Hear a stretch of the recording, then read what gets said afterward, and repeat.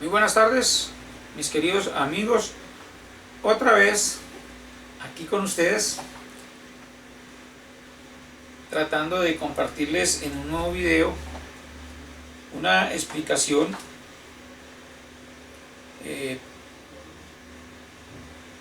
somera sobre lo que son algunos temas relacionados con la doctrina gnóstica en su segunda fase trascendental. Vamos a dedicarle unos minutos al estudio de la Cábala, lo que es en sí la palabra, lo que significa la palabra Cábala, y a tratar de explicar la aplicación de la ciencia de la Cábala en las escrituras, en los libros de la Biblia, en la historia sagrada bíblica. Mucha gente trata de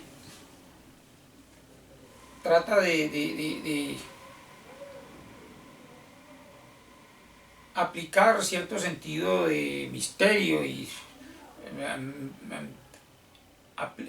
estudian la Cábala de manera enigmática y supersticiosa.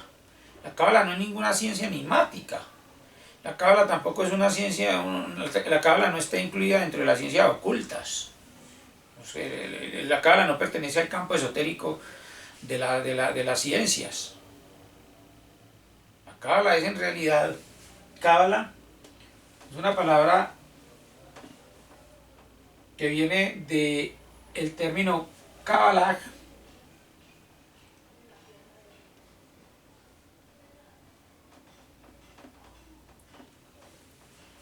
que tiene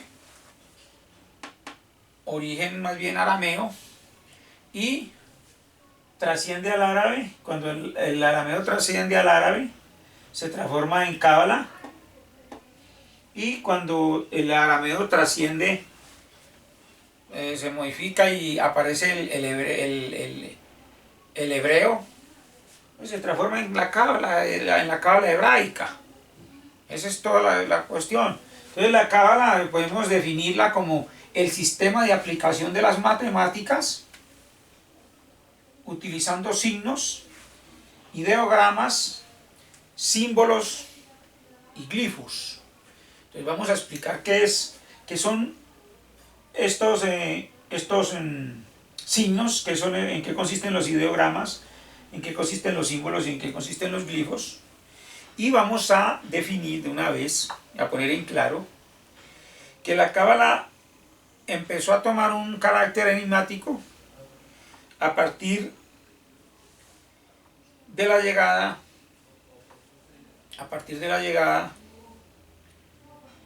de Maqueda, la reina del sur,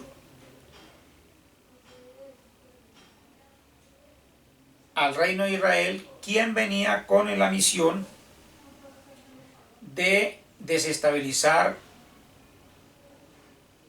el reino de Salomón. Ya eso está escrito en la historia, está consignado en la historia, en muchos versículos de la Biblia, tanto en el Antiguo Testamento como en el Nuevo Testamento, y hemos visto, hemos leído ya, que hemos repetido de manera reiterada, que la reina de Saba vino con ese propósito. La reina de Saba vino con la misión de desestabilizar y destruir hasta donde más se pudiera el reino de Israel, destruir a Salomón y al reino de Israel, y lo logró. En el capítulo 11 del libro 1 de los Reyes dice que Salomón no solamente se casó con una hija de Faraón, sino que se enamoró de la reina de Saba, y tuvo, inclusive por la misma sugerencia de la reina de Saba, le regaló la reina de Saba a Salomón un libro gordo que se suponía era el que tenía el contenido de todas las ciencias esotéricas, el esoterismo egipcio, y en ese libro se le enseñó a Salomón y a todo el pueblo de Israel que los magos egipcios habían adquirido poderes extraordinarios a través de ciertas prácticas goéticas. Inclusive el libro se llamaba Goetia, que la Goetia pues es el título de ese libro, y con ese libro la Goetia es realmente, se puede definir como Goesia. La Goesia es el conjunto de todos los argumentos de las ciencias esotéricas, argumentos que se sugiere contienen o definen o explican los secretos de los magos antiguos. Y de los magos antiguos hemos dicho que no existieron, sino que simplemente son gente supersticiosa que logra ingerir en la mente de los cándidos, y se utilizó la magia para sugestionar y para dominar la mente de los pueblos y de la gente cándida e ignorante, y poder gobernar dominar a estas naciones. Entonces los imperios antiguos, el sistema de los imperios, el imperialismo, utilizó al máximo todo lo que estaba escrito en los libros que se derivan de la Goetia. La Goetia es el título del libro gordo que trajo la reina de Saba. Entonces en la Goetia se sugerían muchos conjuros, se sugerían muchos hechizos, muchos procedimientos mágicos, hechizos, porque son hechizos, hechicería, y se le enseñó al rey Salomón y a todos los magos, a todos los supuestos cabalistas y a todos los supuestos sacerdotes y que existían en Israel, se les enseñó todo ese cuento de que los poderes mágicos se podían despertar a través de las prácticas de esas ciencias ocultas de la Goetia. Entonces la Goetia tenía en su argumento utilizaban el sistema de la Cábala. Y la Cábala hebrea, por eso tiene muchos garabatos, muchos símbolos, muchos glifos, muchos ideogramas, muchos signos, muchas figuras de todo tipo de origen egipcio. El tarot egipcio tiene muchas figuritas y muchos glifos, de ahí la palabra jeroglífico. La palabra jeroglífico es el conjunto de todos los glifos, con los que se escribían las antiguas escrituras egipcias. Los glifos son egipcios, de origen egipcio. Los ideogramas son chinos. Los ideogramas son figuras completas, muy complejas, que con una serie de líneas cruzadas y una serie de puntos se completaban los ideogramas, y esto significaba una sola cosa. Por ejemplo, este ideograma podría, suponiendo que este es un ideograma chino, este ideograma podría significar la casa del rey.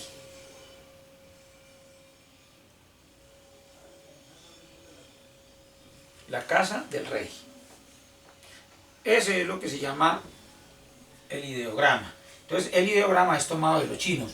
Los glifos son tomados de los egipcios. Los jeroglíficos son de origen egipcio.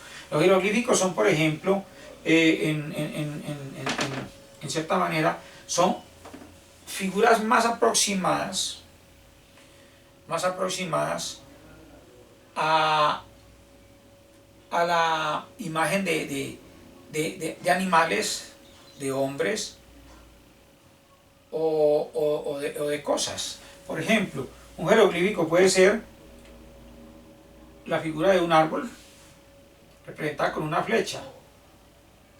Un jeroglífico puede ser la cabeza de un pájaro. Ese es un jeroglífico.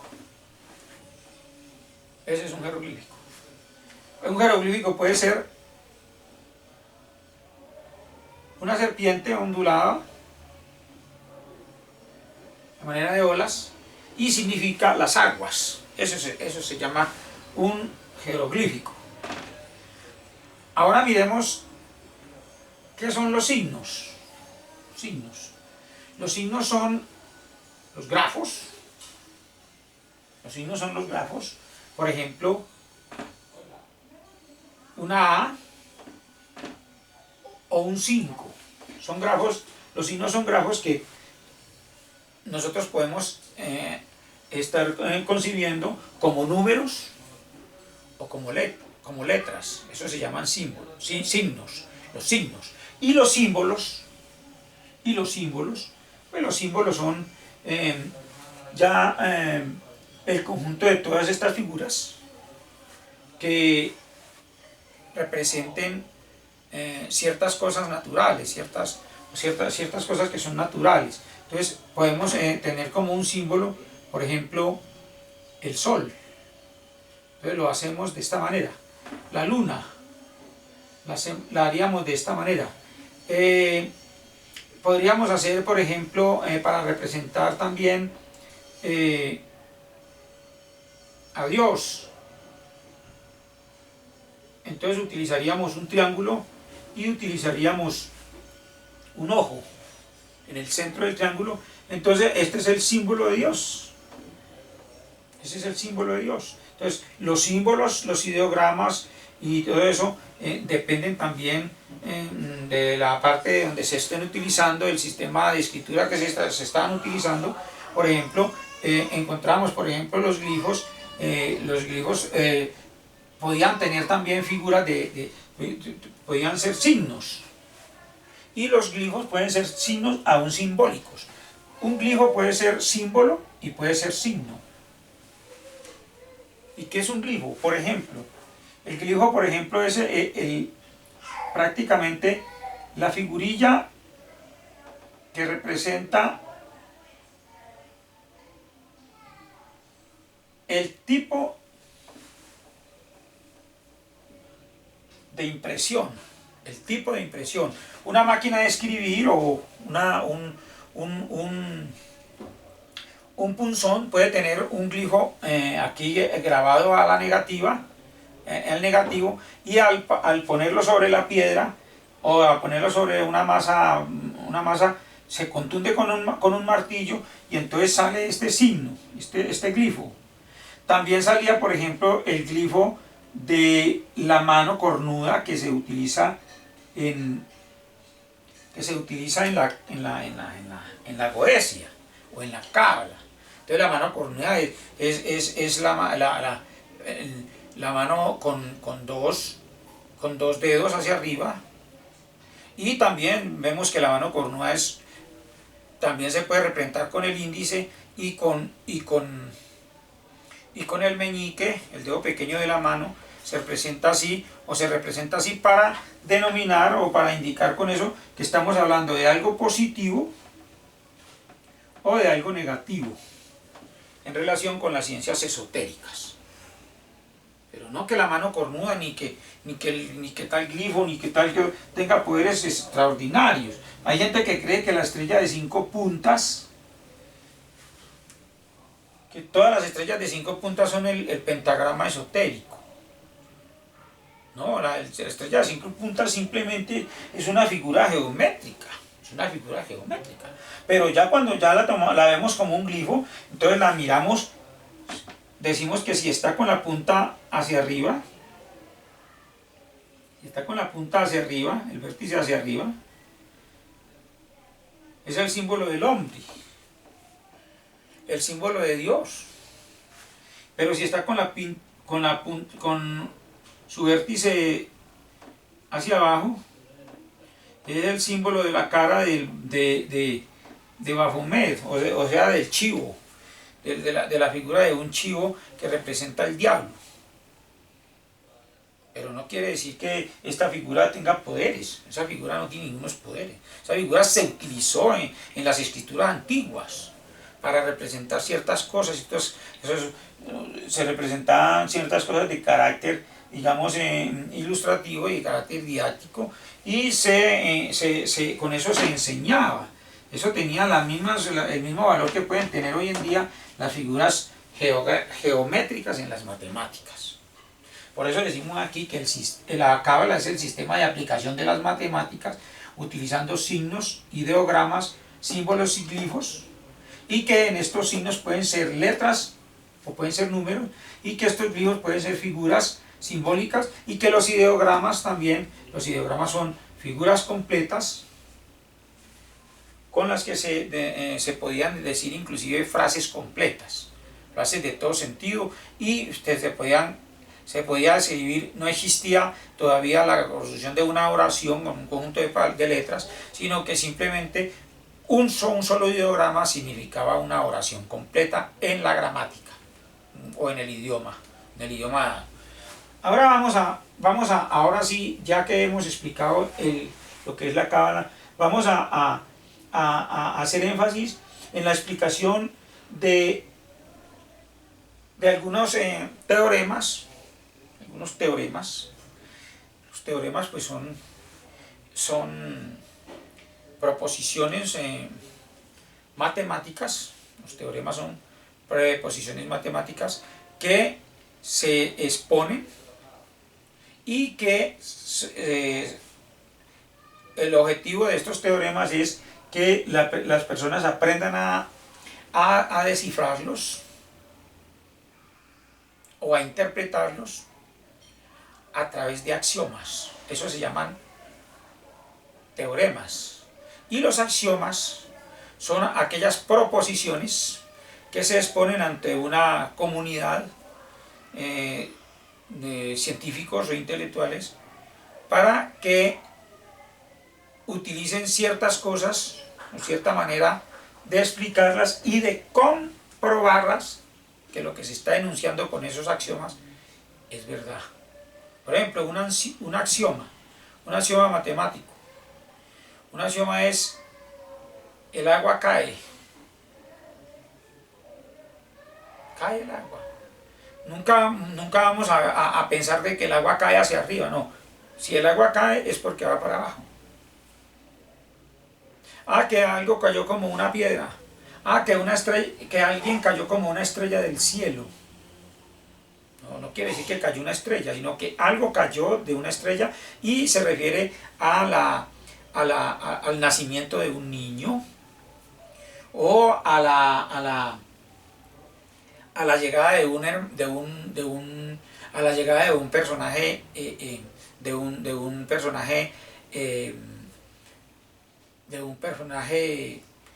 de un héroe. Llega un personaje héroe, aparece como caído del cielo. No se sabe de dónde salió el héroe que salvó a un pueblo de una catástrofe o de una etapa sangrienta de su historia. Entonces vienen esos jueces, vienen esos héroes, y se dice que determinado juez, determinado héroe legendario cayó como caído del cielo, como si hubiera caído una estrella del cielo. Entonces esos son axiomas. Ahora vamos a exponer la explicación cabalística objetiva de uno de los axiomas más enigmáticos de la cábala hebrea en las escrituras, en la Biblia, la escritura hebrea y la Biblia. Decimos en la cábala, por ejemplo, se utiliza en el libro de Daniel, muchos libros de Daniel, y en el Apocalipsis, que como bien hemos dicho, el Apocalipsis también fue escrito por el ángel Samael, que estaba reencarnado allí, porque Daniel es el ángel Samael que se reencarna posteriormente en Juan Zebedeo, y Juan Zebedeo es el profeta Daniel. Y el profeta Daniel utilizaba la cábala hebrea. Utilizó la cábala hebrea para redactar estas escrituras, se utilizó también. Pero la cábala ya existía en Egipto. Cábala, el utilizar esos signos y todas esas cuestiones para explicar axiomas y explicar y redactar, exponer teoremas y hacer teorías, ya existía el sistema, ya existía esa aplicación del sistema matemático. Entonces vemos en las escrituras, dice dos tiempos, dice un tiempo más dos tiempos más la mitad de un tiempo. Tiempo, tiempos y la mitad del tiempo. Entonces, cabalísticamente se debe interpretar esto y se debe relacionar, lo podemos relacionar de manera figurativa en la teoría de la música, relacionar estos tiempos utilizando el sistema de las figuras musicales.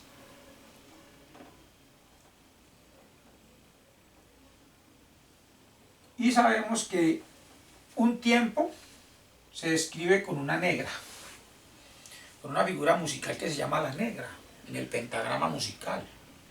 Y dos tiempos, cuando hablamos de tiempo, tiempos y la mitad de un tiempo, hablamos de tiempo cuando se habla de una negra. No se puede utilizar una negra para ese tiempo. Dos tiempos cuando se utiliza dos negras, tiempos cuando se utiliza el doble de ese tiempo, de ese lapso. Y la mitad de un tiempo, que es cuando se utiliza la mitad de ese lapso. Pero ese lapso es relativo.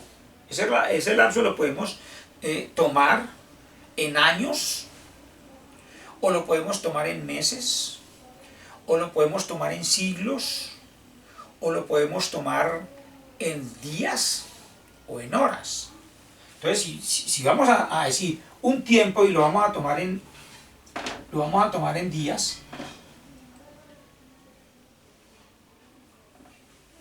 si lo vamos a hablar de, vamos a tomarlo en días, entonces leemos por acá, por ejemplo, vamos a explicarlo en días, podemos tomar en días, y en un arco relativo del tiempo, pues podríamos tomarlo también en siglos, porque como bien dice aquí en la carta, en la segunda carta de San Pedro, en el capítulo 3, dice: pero amados,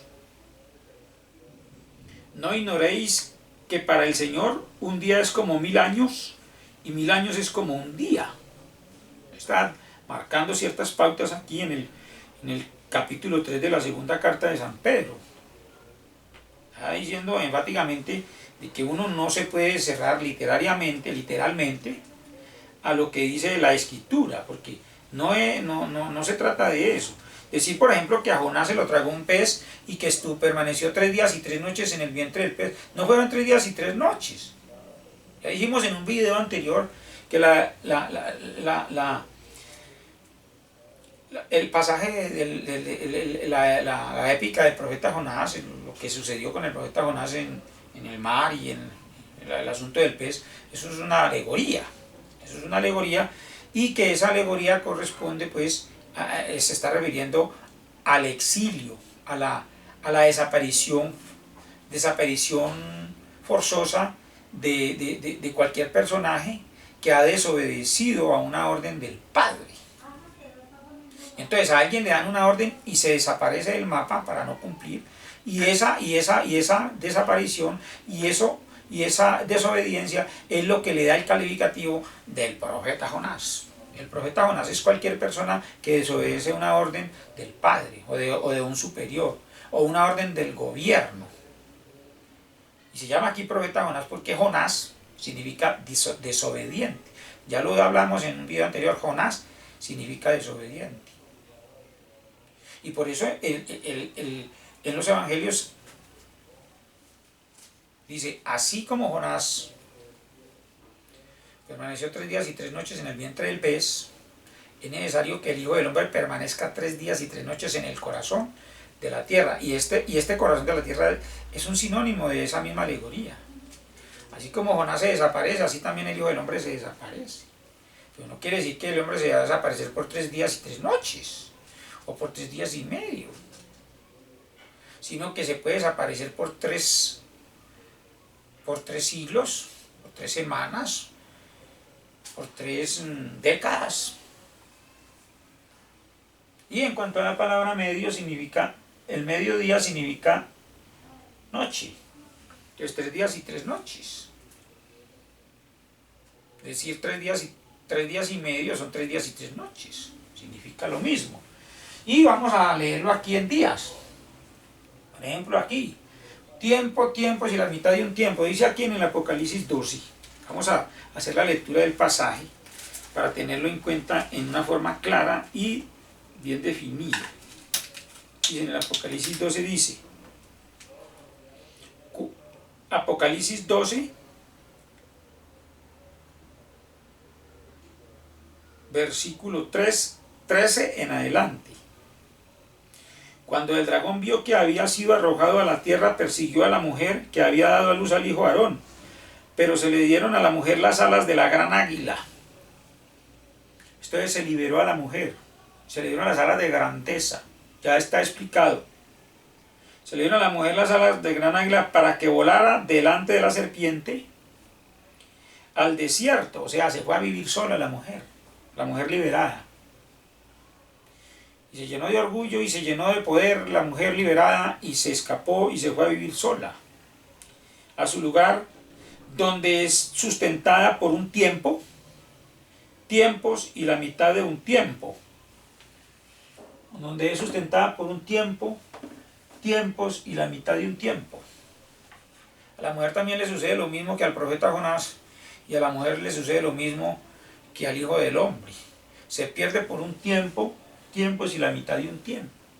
Y si vamos a relacionar estas figuras musicales con los términos de este axioma, entonces vamos a tomarlo en días. Entonces, tenemos aquí un tiempo. Un tiempo significa un día. Un día.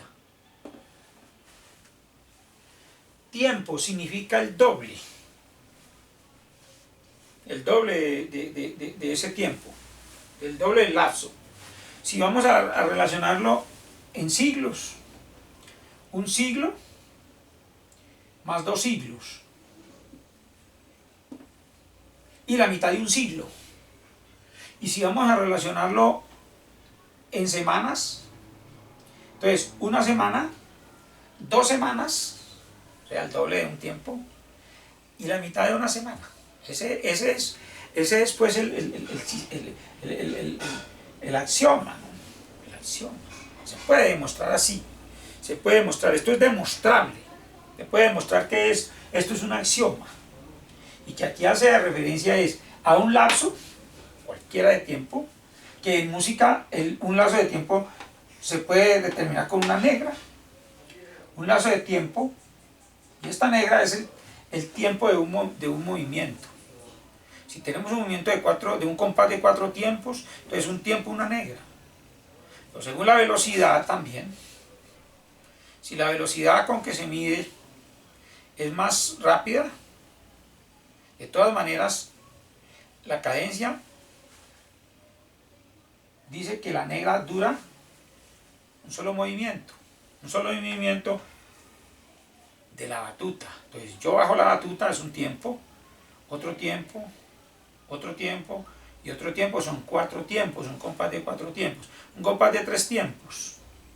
Pero si yo le aplico más velocidad, sigue siendo el compás de 3 tiempos, pero es más veloz, el tiempo es más veloz, o sea que la negra va más rápido. La negra equivale a un lapso más corto, tiempo, porque cuando el tiempo es más largo, los lapsos son más cortos. Entonces, vamos a tomarlo en días. Pues, un día,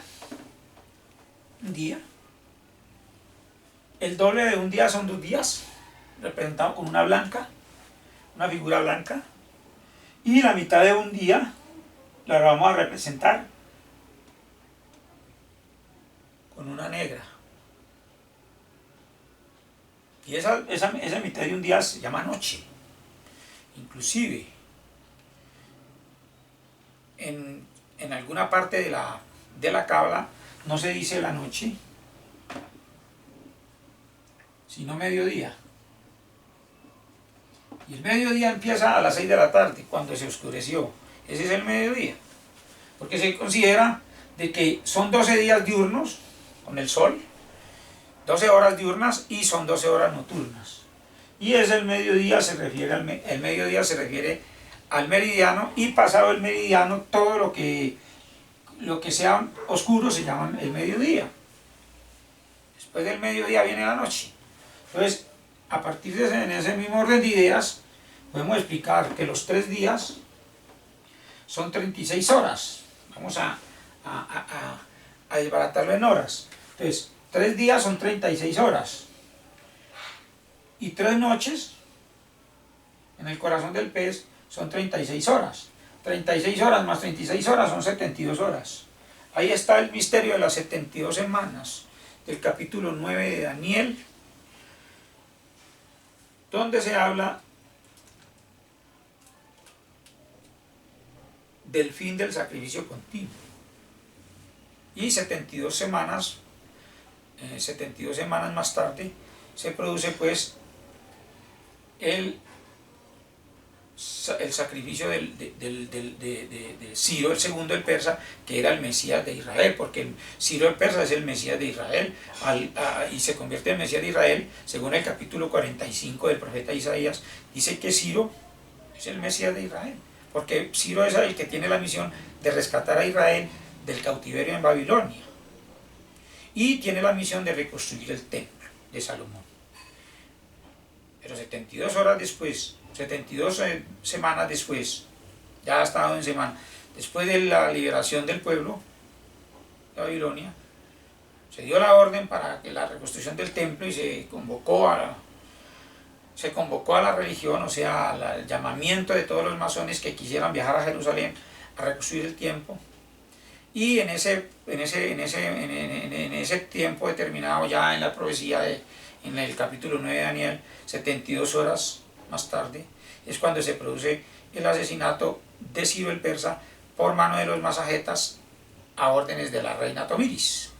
Entonces, se cumplieron las 72 semanas. Entonces, estas 72 horas, si las tomamos, la dividimos por 24, 24 por 3 son 72 horas. Estamos hablando de horas. Entonces, no hay que ponerle tanta mística ni tanto misterio a los axiomas de la cábala. La cábala pues es un sistema de aplicación de las matemáticas.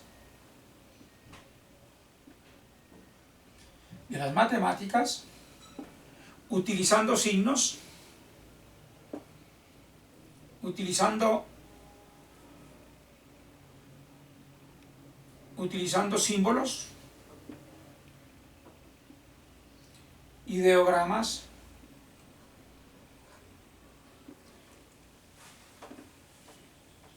y utilizando lo que se llaman glifos. Los glifos pues son las figuras al negativo de esos caracteres. Uno de los glifos, por ejemplo, puede ser el 6. El tipo de una máquina de escribir tiene un glifo llamado 6. Así se llama la impresión negativa en el tipo, se llama glifo. Y cuando usted va a utilizar el 6, usted nota de que es el mismo 9 que está allí. El mismo 9, solo que lo está mirando al revés. Si usted mira, por ejemplo, la estrella de 5 puntas, entonces la estrella de 5 puntas es positiva tan solo porque usted la está mirando desde el punto de vista inferior. Pero si el punto de vista está en la parte superior de la estrella, usted va a mirar la estrella invertida. De tal manera que no se le puede, pues, digamos, atribuir ciertas características paganas y ciertas características diabólicas a los glifos, tan solo porque los glifos están mirando desde el punto de vista inferior cuando se trata de aplicar la cábala hebraica en el estudio de las Sagradas Escrituras. Buenas tardes.